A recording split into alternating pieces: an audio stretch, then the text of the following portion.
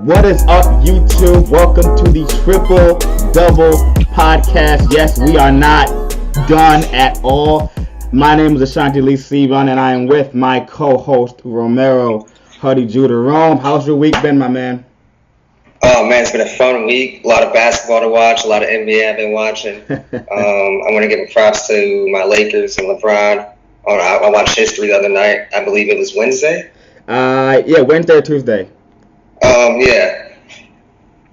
Wednesday. Yeah. Because I had an 8 a.m. the next day and I did not go to. But a lot of basketball to watch this week, and I loved it, man. And the Jimmy Butler move, he had a big play last night. A lot of basketball. I'm ready to talk about it. Well, let's jump right into it on the topic of NBA basketball. The hottest topic of this past week involves, once again, the Golden State Warriors, Draymond Green and Kevin Durant getting in a on-the-bench altercation. Durant was upset that Draymond Green held on the ball and forced forced a turnover that could have possibly led to not having an overtime period. You saw the exchanges on the bench with Draymond and Durant. You also saw Durant at the end of that timeout mouth, "This is why I'm out of here." So, Rome, I know we talked about this off air.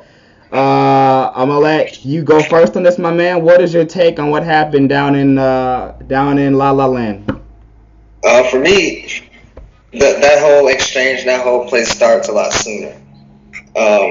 Starts on the court with that rebound. Draymond is a very smart basketball player. His basketball IQ is high up there. Leading to that, Kevin Durant would have been going up the left side of the court. Yeah. Right-handed shooters shoot better on the left side. Left-handed shooters shoot better on the right side. It's kind of like a little stat. KD is money from that left side wing three. Yep. He did a dagger on LeBron twice in the finals. Yeah. So that is his moment, and he knows that. So that is why he kind of wanted the ball. I also blame KD for not going up the court and being a traitor. He kind of gave up on the play when he didn't get the rebound. That's not good leadership. There's a lot of factors in this, because KD could have been a leader. KD could have went over to Draymond on the bench and said, "You know what, my dog, right. It's okay, we got him." That's it, yeah. Instead, KD went to the bench and was like, "What the right? You know what I'm saying? What the f?" And that led to, from what I'm hearing, Draymond felt like he was getting talked down to. Yeah. And he felt like he was getting talked to like a scrub. Yeah. And so that made Draymond do everything that we've seen. And I thought it was hilarious to see Boogie Cousins in the middle of it. As the peacemaker, Boogie Cousins, the biggest hothead in the NBA. Well, you want to know what I thought about that? I think Boogie is hoping someone moves and leaves, because I think he might want a contract from them. I mean, you know what I'm saying? That's possible. I mean, because right now, honestly, early talks, no one's seen Boogie play yet, but there hasn't really been any teams that's been like, okay, you know, we're looking at you. Maybe. I mean, first with that, it's so early in the season, so I don't know a team that would jump at the moment. But back to Durant and Draymond, I'm with you 110%. I feel Durant could have handled it a lot better, because I feel like Draymond probably felt like he was trying to sun him. Mm-hmm. He was trying to talk down to him. And from Draymond's perspective, listen, I'm a 3-time NBA champion. I was here before you. We won before you, although that team is drastically different. They had to ship away some important pieces from that original team to even make room for Durant. So that's a different topic. So I understand Draymond's upsetness or his rage, but at a certain point, there comes a level of professionalism, more so, because as upset as you may be that someone is trying to sun you, at the end of the day, if you want to call them profanity word, okay, but don't do it over and over and over during the play being discussed. Don't do it on the court, and don't let yourself walk in your locker room as reported and have your teammates have to curse you out. So, because now all of a sudden you're the bad guy. I understand he felt slighted, but at the same time, this is a game. You guys are the Thanos of the NBA. You guys have the finger snap. It's what Klay Thompson. I heard a beautiful quote out of Klay Thompson this week that speaks so well for this team. The only people that are gonna beat the Warriors are the Warriors. And it starts we said that on our show. Right, exactly. And it starts with stuff like this. So I understand Draymond's rage, but I mean, say your piece on the bench and let it be that. You don't keep saying it, you're this, you're that. I don't need you. If you want to leave, go ahead. Don't say that. Because if you're Durant and you're the second best player in the league, why do you have to be a part of that? If I'm Kevin Durant, I'm like, listen, I'm not going to sit here and take this disrespect from you. I apologize for trying to sun you, but at the same time, it happened. I said my piece. You said your piece. Now, as men and as NBA champions, let's move on and win this overtime game. That's my point. But I think my last closing remarks. One of the biggest issues I had with this was that it happened on the court and in front of everyone. Everybody. That was one of my biggest problems with what happened. Maybe, they're teammates and they travel an 82-game season. It gets tough. Whatever. Yeah, the profanity in college, do that, but do that in the locker room. In the locker room. Right. In the locker room. In the tunnel, but. Like you said, during the timeout on the bench, the cameras are there on the court. You're walking away. You're still going at it on the court. Because that's ridiculous. Right. I mean, one quick thing about my final point is now, Rome, me and you are in the media. If you're a media member, and they've done this with previous, I'll say, dynasty. They did this with Shaq and Kobe.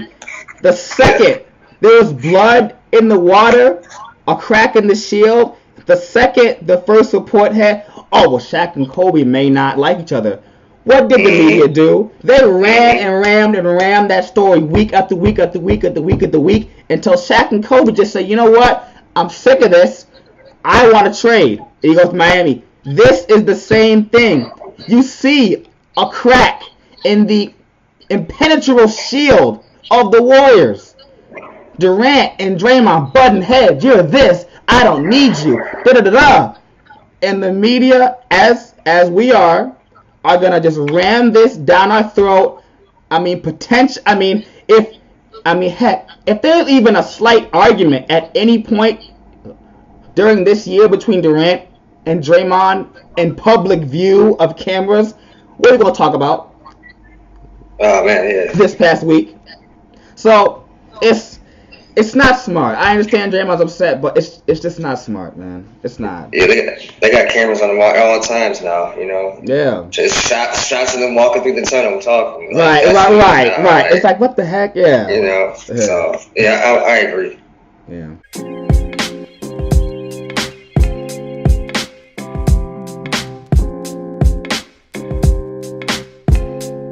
Welcome back to the Triple Double podcast. Moving on to our next segment of the day. LeBron James passing Wilt Chamberlain for number 5 on the all-time points record, scoring record, as I should say.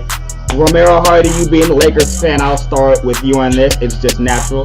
What was your take on one of the newest Lakers, LeBron James, achieving this mark? For me, it was great to watch down that closing stretch when he was leading up to getting that. Yeah. LeBron was just taking over the game, and for someone who has never really been the biggest LeBron fan, respect the guy. I gotta say that I've never been the biggest fan. People get it confused. He's a Lakers fan. Romero's a Lakers guy, not a LeBron guy. I was never watching LeBron in Miami rooting for him. I was never watching LeBron in Cleveland rooting for him. I was a Pistons fan. Right. Still am. Right. And so I didn't like 07 and 08, you know what I'm saying? So things like that. But watching him now on your team, I get a chance to really see what these kids and stuff and who and on over. I mean, watching him now on the Lakers is different than when I was just watching him before. Right. And when he got that achievement, that's history. Yeah. Just as a basketball fan, that's history. Take LeBron out of it as a basketball fan, that's history right there. It was a great. So get a check. Oh no, I'm sorry. No, you good. No, I mean it was a great accomplishment. Number 5. We were talking on air. Apparently, he's on track to pass Kobe Bryant for Michael Jordan for number 4. And then Yeah, he's my boy behind Kobe, I Kobe. think it's 2 right now. He's 3. It's Kareem Abdul-Jabbar 1, Karl Malone 2, Oh, Karl Malone. Kobe Bryant 3, Michael Ford, LeBron 5. Yeah, I forgot about Karl Malone. So he's on track to pass him. It's a good accomplishment. I mean, it's speaking to what I mean. Any casual basketball fan knows LeBron James is the Michael Jordan of our generations more so. My big thing is he going to catch Kareem? Because that's still over 7,000 points. And I know some people are going to watch this and be like, oh, Shawnee, it's 7,000 points. It's nothing. I mean, I understand LeBron's a machine, but I mean, how many years does he have left? Yeah, I mean, that's at what I'm some saying. point you're going to hit 18 and 19 right. season. And I'm thinking to myself, like, I don't know. I mean, I look at Kareem Abdul-Jabbar. It's 38,387 points. LeBron's at 31,400-ish, around that range, mid 400. That's gonna be tough. If he reaches it, it's amazing. But if I were to make a prediction right now, in the middle of November, 2018, I think at the end of his career, LeBron ends up. You know what? I think he catches Karl Malone. So I think he ends up number 2. I think he gets over 36,000. He'll pass Malone for 2. What's the exact number for Kobe? Is it 35 or 34? 33,643 for Kobe. So he'll pass that by like mid next season, at the worst. Rome's like, oh my God, Kobe's legacy is vanishing before my eyes. Yeah, that was. You just seen a lot of hurt. Right now, you witnessed a lot of pain. It's like like that 5 seconds. I was just like, damn. But honestly, I'm at the point right now where look, he's on the Lakers franchise, man. So his success is our success. That's right. At that point. So I'm on a train, man. I'm on a bandwagon. I'm not gonna get a jersey, but I like the guy. Well said.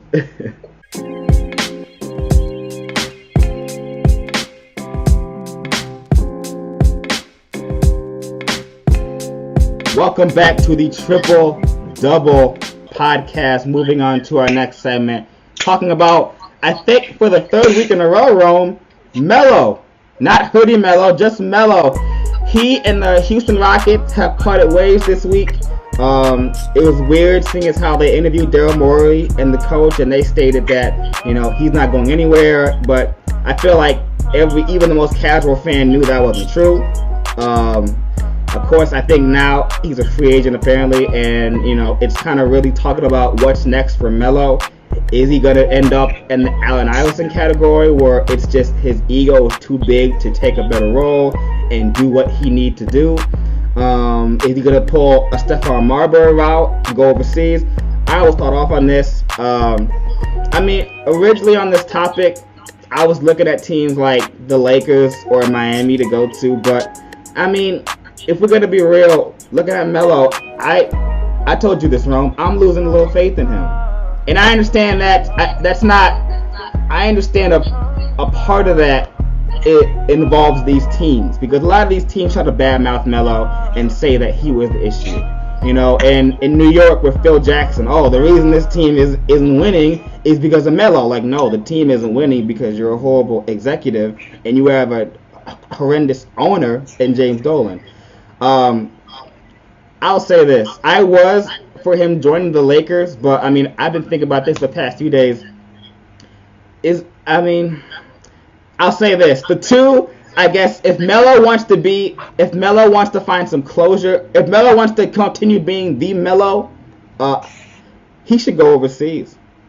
He should go to China. And you can touch on that, but I'm just gonna say this. If you if your ego, if this whole thing with you, Melo, is about heading off the bench, the shame in it, the shame. I used to be the top scorer in this league 10 years ago. I was in conversation for MVP. I was leading the Knicks back to prominence. I'm Carmelo Anthony. I shouldn't be off the bench.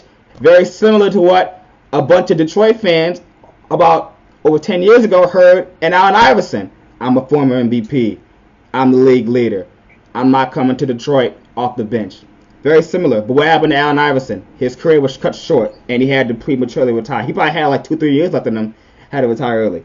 With Carmelo, he was nice with Detroit though for a little bit. He was. He had some moments, some spurts. Right, some spurts. But if I'm Carmelo Anthony and you want to be that stud, I go over to China. But if you want to stay in the NBA and be yourself or be the old you, Melo, it's not gonna work. So I think it's either China, which I think is unlikely, but I mean, if you want to be the old Melo, go ahead, or retire. I think at this point, I mean, you made some bad choices in terms of championship pedigree. I mean, you had a chance to go to Chicago in 2014 with D Rose and Jimmy Butler. He stayed in New York for the money. He was the original big three with LeBron and D Wade. He said, no, I'm gonna let Denver pay me, and then get traded. I mean, Rome. For me. It's China or retirement. Rome, what's your take on it, my man? A couple things just to piggyback off you, and you can come back. One of the things I heard with the Lakers, this is from our man Stephen A. Smith. Yes. The Lakers reached out to Melo this summer, which some people knew. Yep. Melo was asked to A, come off the bench, and B, get in shape. Melo heard those two things and did not return a phone call to the Lakers. Yeah, I heard that too. Yeah. And so I don't even think that that's like a thing anymore. I think the Lakers are kind of past that. China, you're talking about a guy that signed a Team Jordan, baby. This is, I mean, if a guy doesn't want to come off the bench, now I don't know about going off to China, because for me, I know one of my perceptions when guys go off overseas to China, it's kind of like the career's doing it down, the Jason Maxiels are out there, and you can't get a job here, so you go out there, I mean, Marbury was with Michael Jordan, but no, yeah. Well, Marbury was a little different. I think he got blackballed off the league. Right, that's true. He did get blackballed, yeah. So I think he was kind of forced to go over there. But most of the guys that go over there by choice is because they kind of like have to come to grips with their career not being the same. So I don't think. But does that not fit the topic of what Melo's going through now? His career, he wants to be that Denver Carmelo. He wants to be that early Knicks Carmelo with 30 points a game and leading teams in the playoffs and West Conference Finals against Kobe and LeBron and all those people. He wants to be the old Melo, but as multiple reporters have stated, and it's true, the game has shifted.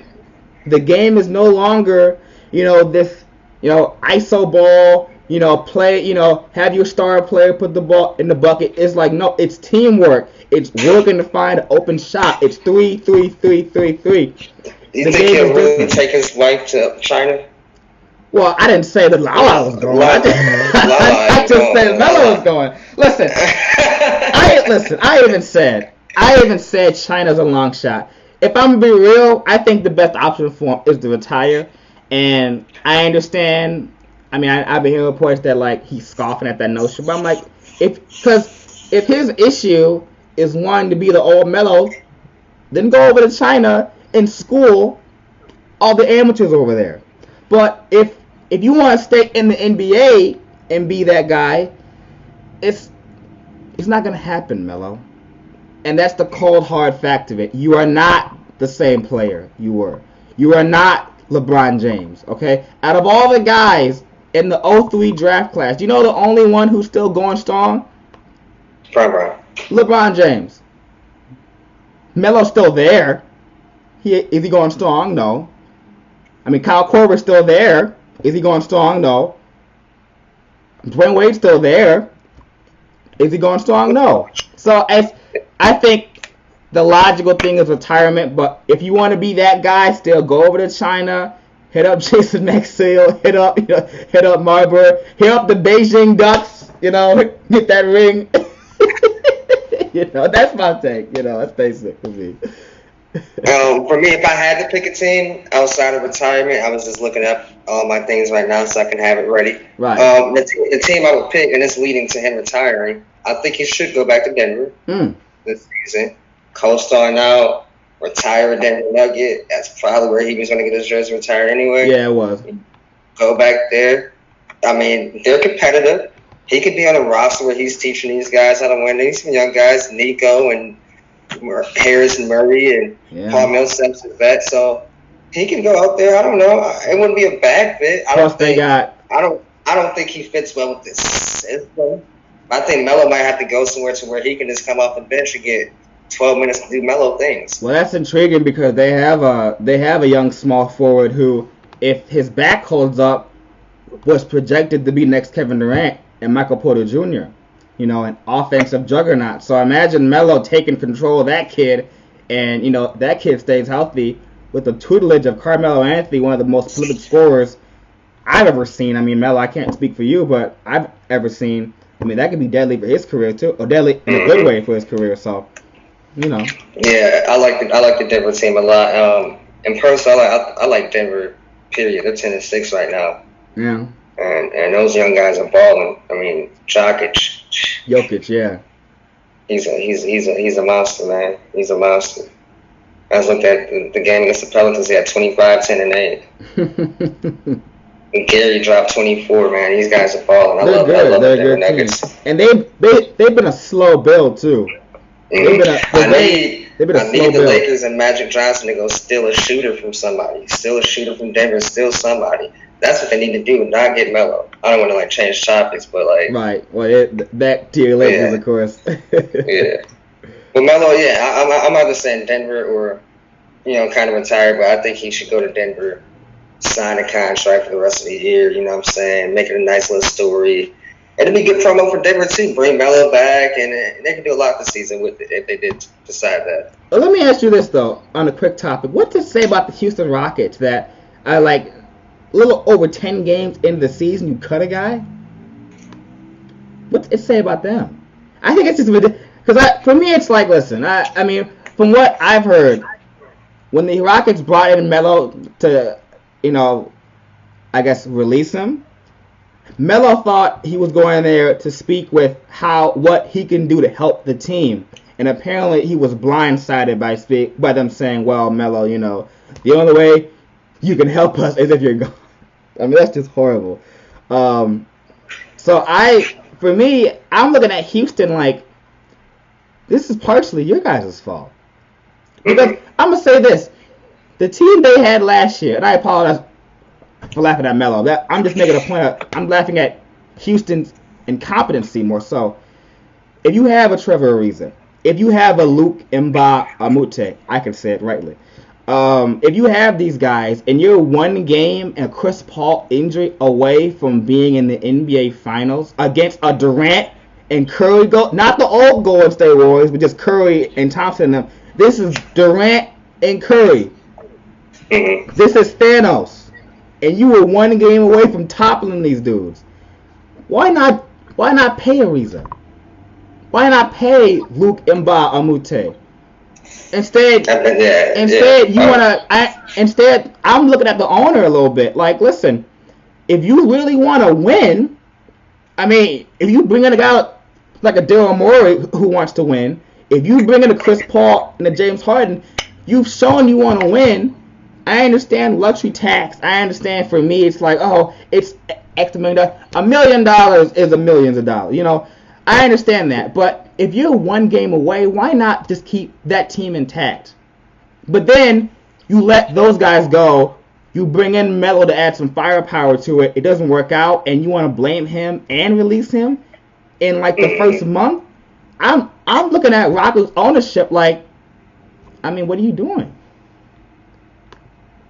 I mean, I think there's a lot going on. It's a lot. That hasn't even been peeled yet. It is discussed yet. Yeah. I think at some point, the real tip of the iceberg only, right? It's only tip of the iceberg. It's unfortunate for Melo. I'm with you. I don't think they ever should have got Melo in the first place. I was so confused when they kind of gutted some key guys on that team that were helping them succeed. Right. As in Ariza and Mbah-a-Moute. Yeah. It's tough. For me, Clint Capella and Chris Paul and Harden wasn't going to do it. You needed those other guys that were making them excel. And they thought that when they got Clint Capella back, they thought re-signing him was a big piece they needed. And they were like, okay, we can move on from No. You No, still need those guys. because they lost their defensive identity, and as you saw, their defensive identity almost beat the Durant and Curry Warriors. I mean that's saying something. And then in terms of going after a guy like Melo personnel, right? It's like it's just not. I don't even know if that was the best fit for them. Really, it's not right. It's not right. Yeah.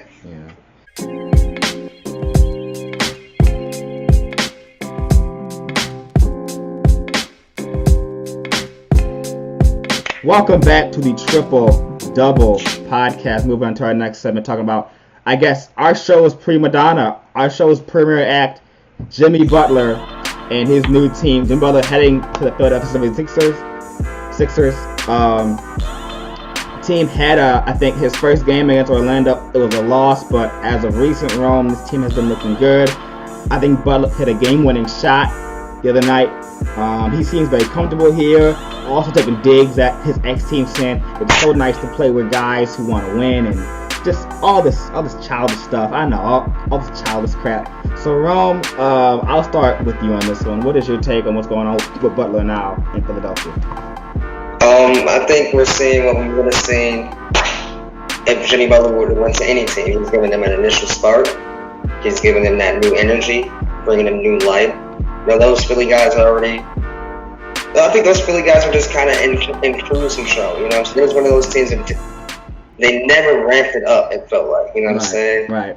And I think bringing in a guy like Butler is a guy that's going to ramp it up for him. And just turn it up for him. And when they really need it, he got the key block last night. He got the game-winning 3 last night. They're looking good. And we'll see where they go from there. I think they play Phoenix next. Right. That would be hopefully that's an easy game for them with the talent they have. But I want to see them play against, Boston or Toronto. Or those Bucks you were high on, which is looking like a very smart prediction. Because I was always thinking they were going to be ready next year. Okay, I thought they were going to be a team to beat next year. I thought this year would be their last year of growth, their last year of pain. But, I mean, Giannis is out here killing it. But, yeah, I mean, in terms of Philadelphia, it's a good pickup. It's looking like they work aside of all the little childish borrows, which I find ridiculous. And hopefully he can.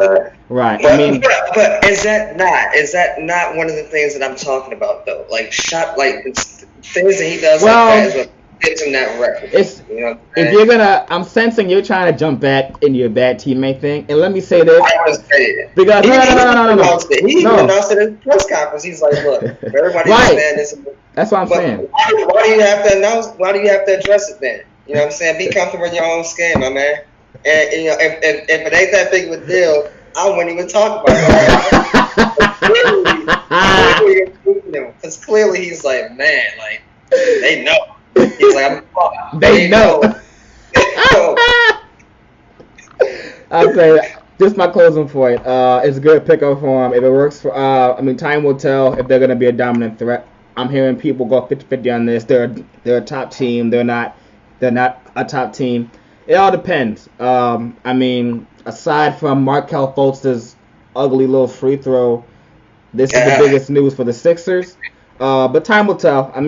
He's looking good so far, but it's a long season. So it is a long season, and I just want to close out with that East is going to be very competitive. Yeah. This season. Just that Toronto, Milwaukee. Don't even sleep on Indiana because Indiana always seems to be there. Always give teams a run for their money in the playoffs. Whether Indiana's a 3 seed or a 5 seed or a 6 seed, they're going to always play you tough.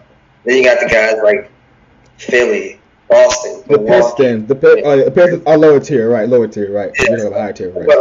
But still, it's going to be so competitive down the stretch. I'm looking at you might have one of those races where there might be a tiebreaker to see who gets first in the East. Yeah. I'm looking at it right now. Toronto and Milwaukee are both at 4 losses. It's amazing what happens when LeBron leaves. It's amazing how many people can pull back those curtains and look at the sun, Yeah, they're like, oh my gosh, we can win now. You know how many teams were like that happy? Oh my God! How many videos popped a bottle of champagne that night in the East? Oh boy, that's lovely.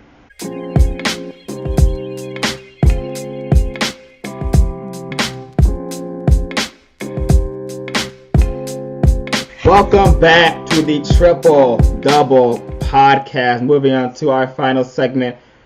Back in the city of Denver, the Mile High City, the Denver Nuggets hiring former WNBA player and WNBA champion Sue Bird in the front office. Her official title is Basketball Operations Associate.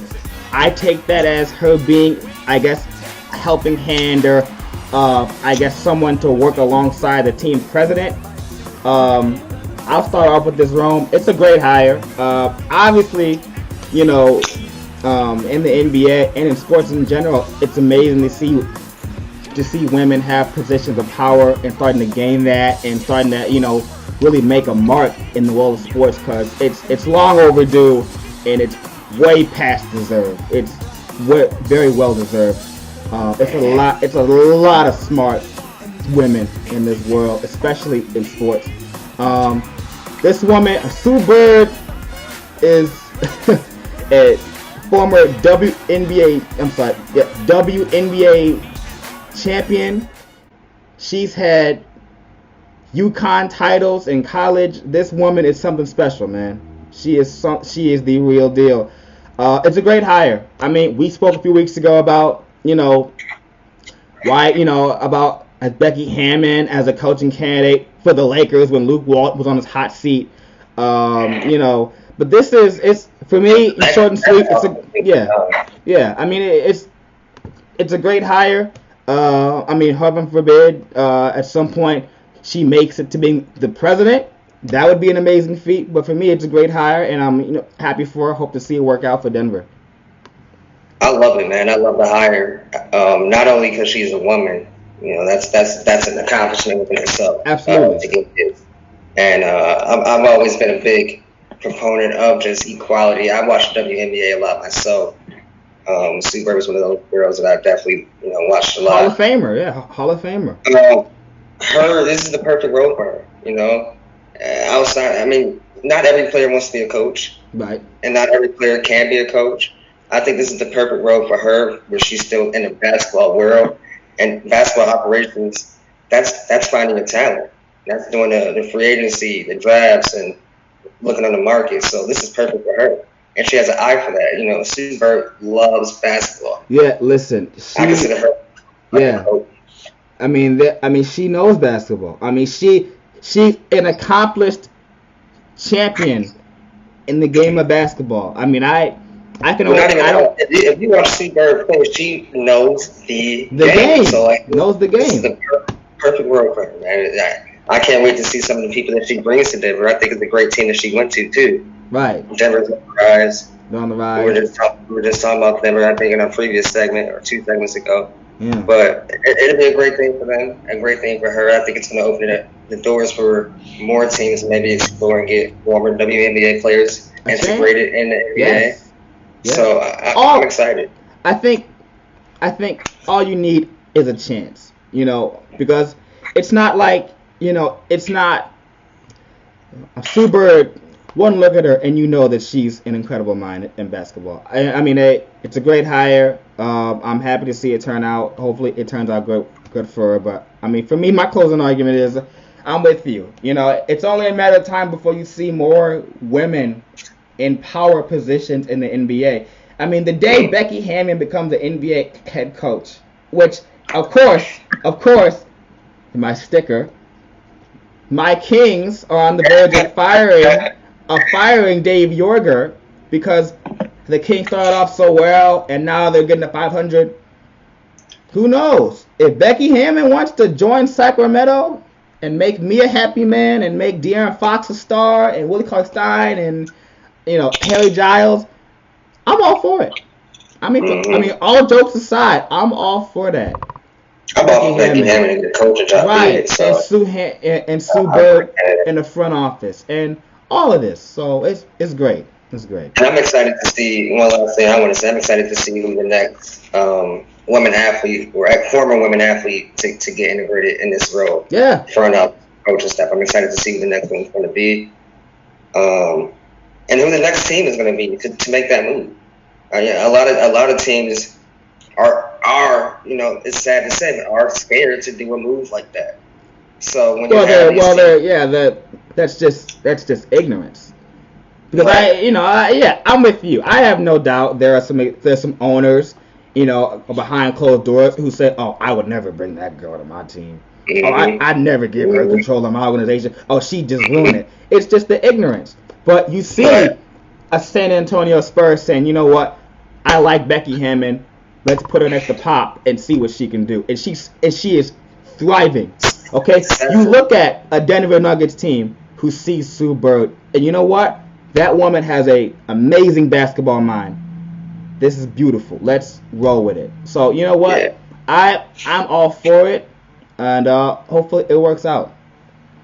Lastly, I'm also excited to see what she does with those guards on the team. Jamal Murray and Gary Harris, baby. I'm excited because Steve Bird is going to be in that gym every day. Yeah. She's going to be hooping. So, I mean, women can teach a lot to guys, and guys can teach a lot to women in terms of basketball. So it's going to be a great move for them. Hopefully, they have a great, finished product.